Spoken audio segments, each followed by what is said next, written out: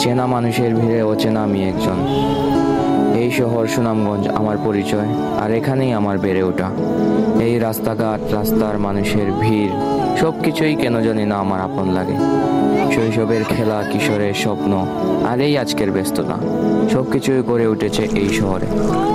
আমি যেখানেই থাকি না কেন, সব সময় বেজে উঠবে আমার হৃদয়ে এই শহরের নাম। আমি এই শহরের বাতাসে বড় হয়েছি, এই আকাশেই স্বপ্ন দেখেছি। এখানকার প্রতিটি চলাফেরা আমার স্মৃতির পাতায় লেখা। এই শহর শুধু আমার ঠিকানা নয়, আমার অস্তিত্বের শিকড়। আমি এই শহরকে শুধু দেখি না, আমি এটাকে অনুভব করি। নাগরিক হিসাবে আমাদের সবারই উচিত এই শহরকে ভালোবাসা এবং এই শহরকে ভালো রাখা।